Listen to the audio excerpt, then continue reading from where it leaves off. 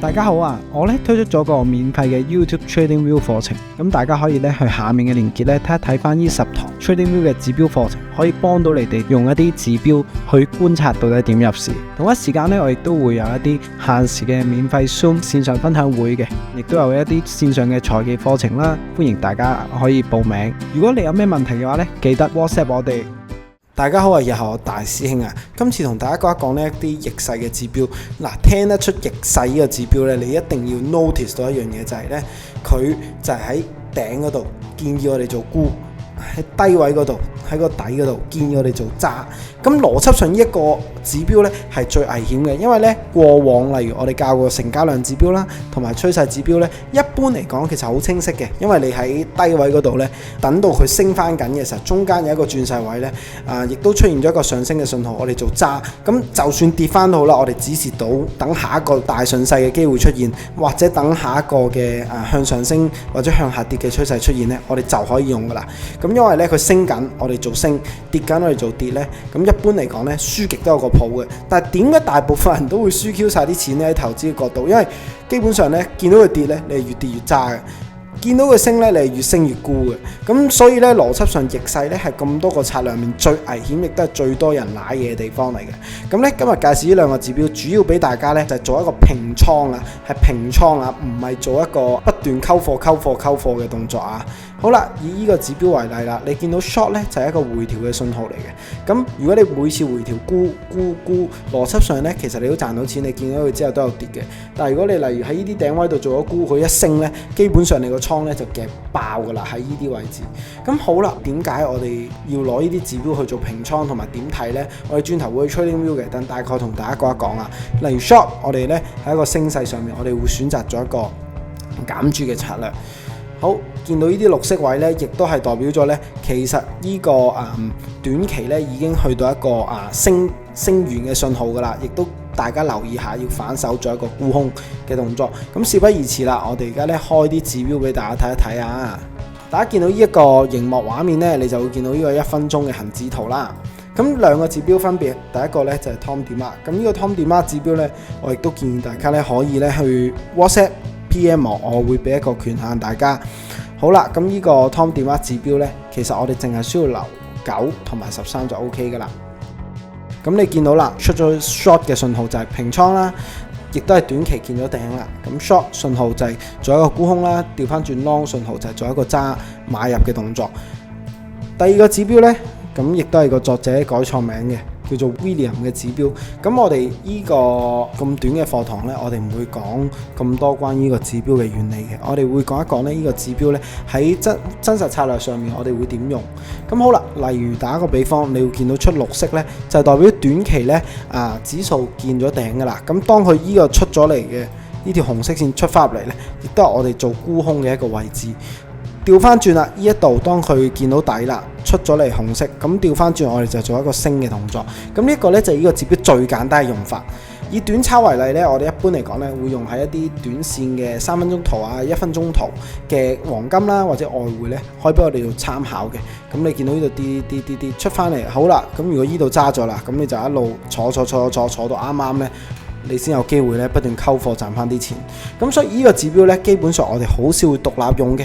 一般嚟講咧，會用喺邊度咧？就係配合順勢指標去做一個平倉嘅動作。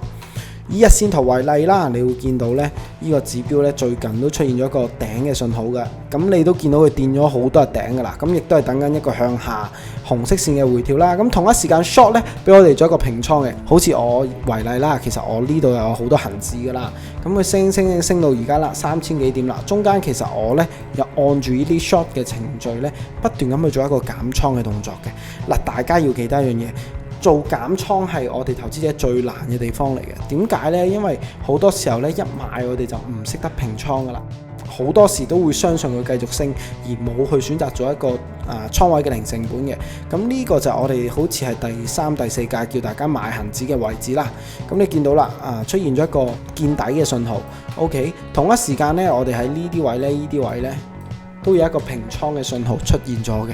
咁好多時候呢，如果大家呢買緊一啲股票，你唔知道咩位要做平倉嘅話呢，咁呢個指標呢可以幫到你，大概俾你睇到呢邊一個位置呢提示你要做個平倉啦。以9988為例啦，咁我哋當時用翻順勢指標嘅話，大家會睇到我哋嘅入市位嘅，但係呢平倉位呢亦都可以喺呢一度呢好清晰咁見到入咗綠色信號啦，咁 keep 住喺呢度，咁你大概喺呢啲位呢要 keep 住做一個平倉嘅動作，咁亦都係一個呢好典型嘅平倉信號嚟嘅。好，咁所以呢亦都有啲同學問嘅，如果你話呢個係平倉信號，咁我喺呢一度不斷咁做沽空咪得咯，沽空，咁呢度落翻嚟好似好準喎，咁當然啦，我哋遇到呢啲股票相對嚟講呢，佢升完會跌，跌完又會升，咁呢類嘅股票呢，你都可以咁講嘅，呢個信號亦都可以俾你做一個沽空或者買入嘅信號嘅。但係呢，如果我哋俾啲呢一升就升唔停嘅股票，大家呢，你就會知道點解我哋成日都唔建議大家呢去做一個盲目嘅沽空動作啦。以呢一隻股票為例啦，你見到佢不斷升，呢度都有回調下，但係你見到佢呢度升完冇回調嘅情況下，一下子升爆佢。咁因為呢，大家要清晰一樣嘢啦，好多時候呢，我哋以為升得多就叫做一個極端，或者叫做一個會回調嘅信號，呢個係好錯嘅 concept 嚟㗎。極端呢就唔係咁解嘅，即係升得勁同埋升得誇張，唔代表佢就要跌㗎，完全係錯晒嘅喺投資學嘅 concept 入面。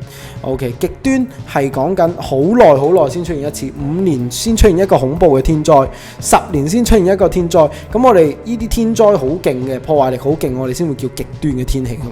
咁如果你日日都出現地震嘅，咁其實一啲都唔極端㗎嘛。咁點解地震有時我哋7.8級啊、8.8級啊，用級數嚟形容，然後我哋會見到一啲情況出現咗一個天災，我哋會講好極端，係因為佢好少會出現。咁一隻股票由18蚊升到去120蚊，咁係咪代表佢極端呢？咁我想問啦，係咪冇股票發生過呢件事？唔係喎，係咪10年先出現一隻股票發生呢件事？又唔係喎。所以呢，喺呢件事上面呢，我哋唔可以因為出現到逆勢信號就要做沽空，因為逆勢信號係經常出現嘅，喺唔同嘅股票入面，無論你係睇BTC 又好啦，任何 crypto 都好啦，其實都經常性出現㗎。OK， 日線圖。你見到佢升緊出現，哇一直升，呢度升緊出現一直升。咁如果每一次呢，我哋沽空信號呢都大手咁沽空嘅話，萬一當佢繼續升呢，我哋就走唔切㗎啦。所以提大家啊，唔好亂咁做逆勢嘅馬丁策略，就係跌不斷咁溝貨，升不斷咁去做沽空。咁樣嘅話呢，幾多錢呢你都唔夠輸㗎。唔好再攞逆勢信號呢嚟做一個加注嘅動作啦。記得逆勢信號俾我哋呢去做一個平倉，揾一個頂位呢去減輕我哋低位買入嘅一個注碼，或者高位我哋沽空嘅時候，低位要不斷學習去做平倉嘅動作。咁今日呢就分享到呢度啦。如果呢你想知道更加多逆勢嘅信號指標嘅內容呢，下面留言可以問我嘅。咁我哋下集再見。